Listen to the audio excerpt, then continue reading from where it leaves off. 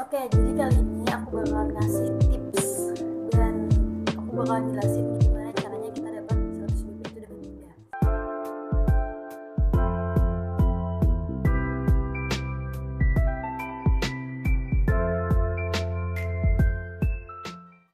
Napsnya kita mesti 100 BP tiap bulan gitu kan. Di Oriflame itu mengharuskan buat tiap bulan 100 BP karena 100 BP itu adalah standar operasionalnya. Misalkan satu perusahaan itu udah ngeluarin modal sekian, harus mencapai target dalam sebulan itu sekian. Jadi tiap membernya diharuskan untuk berjualan sampai 100 BP. Nah, itu udah standar yang emang paten ditetapkan oleh Oriflame. Dan standar itu melatih para membernya untuk konsisten. Di sini aku bakalan jelasin 2 tahap yang harus dilakuin sebelum kita ngelakuin kejar target 100 BP sebulan. Nah, di sini ada 2 tahap, yaitu tahap persiapan sama tahap action.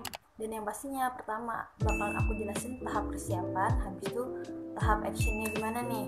Tahap pertama yaitu persiapan. Yang namanya persiapan otomatis dilakukan sebelum praktek. Dalam tahap persiapan itu kita juga nih. Nah, yang pertama kita harus punya katalog, oke? Kenapa sih harus pakai katalog? Jadi katalog ini adalah toko kita. Dan di sini katalog itu tiap bulannya berbeda ya. Tiap bulan kita bakalan dapat katalog baru dari Oriflame, bakal dapat katalog online dan offline-nya.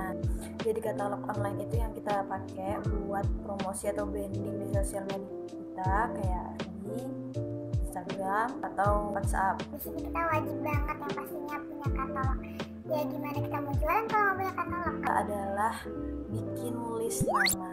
Yang namanya bikin list nama itu penting banget karena customer itu kita nggak bisa hanya bayangan aja, hanya di angan-angan aja, hanya angan-anganmu. Kita harus bikin list namanya satu-satu.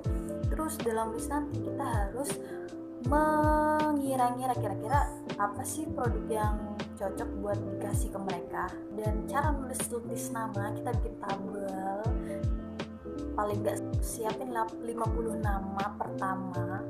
Kalau misalnya 50 itu terlalu banyak buat kalian, 20 ataupun 5 nama per hari itu bisa.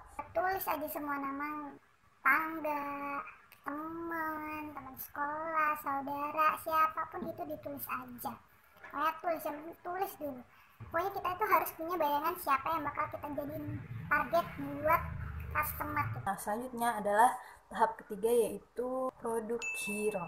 Tiap bulan Oriflame kan ngeluarin katalog baru dan di dalamnya banyak banget macam-macam produk. Ada promo katalog, ada promo awal ataupun akhir bulan, promo bazar, itu banyak banget dan kita bisa jadiin produk hero. Produk hero itu apa sih? Nah, produk hero itu produk andalan. Jadi kita harus menentukan yang mana yang jadi produk andalan kita yang mau kita jualin.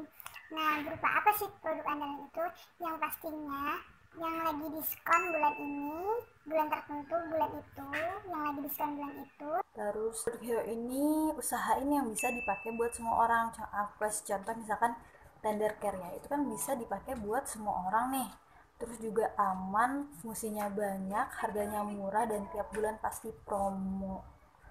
Nah, itu bisa banget dijadiin produk hero. Pastinya segini, kan kalau misalkan tiap orang kan beda nih pakai skincare-nya kan, mereka kan punya skincare beda-beda. Ada yang belum pernah pakai Oriflame, ada yang udah, ada yang intinya nggak semua orang tuh pakai. Mereka kadang takut buat nyobain sesuatu produk yang baru. Nah, di sini kita cari produk yang paling aman. Nah, udah di tahap persiapan, kita lanjut ke action. Apa yang mau kita bikin?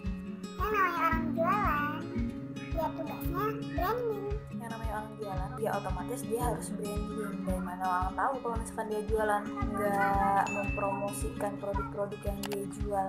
Dan ini harus rutin dilakukan. Jadi kita harus menentukan sosial media mana yang mau kita pakai buat branding tentang produk, branding tentang peluang bisnis.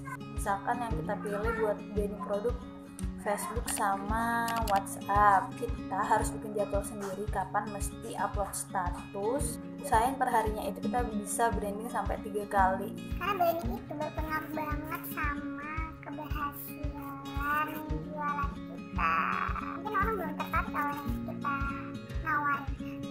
sama gara-gara kita sering branding, jadi mereka tuh ikut terbawa ataupun lama-lama akhirnya berminat gara-gara kita branding terus. Itu aku rasain sendiri sih kalau misalkan efek dari branding kita itu sendiri.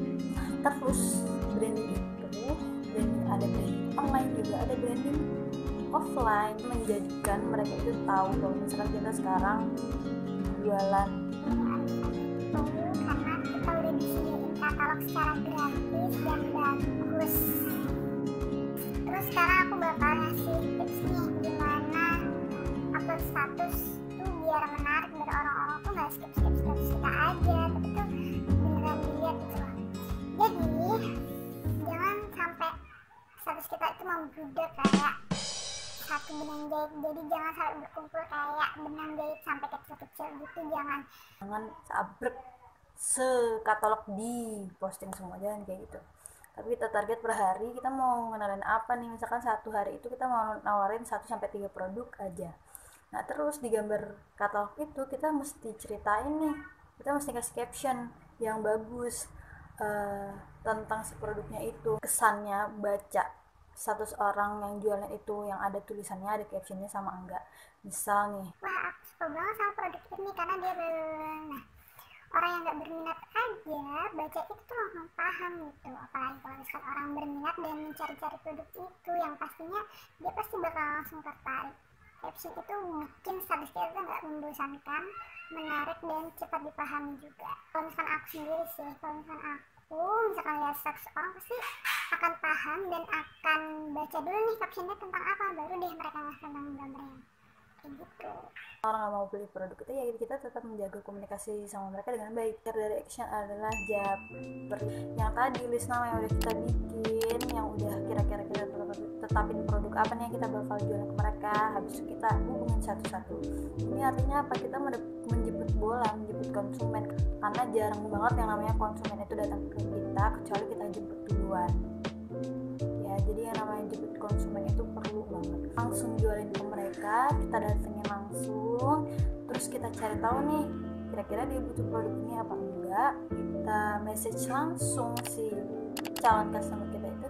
Kita juga ngelatih diri gimana caranya berani, gimana caranya nggak malu, gimana caranya ramah, gimana caranya nawarin ke orang lain itu dengan baik. Lama-lama kita tuh bakalan mengevaluasi sendiri gimana kekurangan dan salah kita, kenapa sih selama ini selalu ditolak, kenapa sih selama ini selalu gak laku, apa cara jualan kita yang salah ataupun apa gimana. Oke, jadi itu aja video kali ini, semoga bermanfaat. Thank you.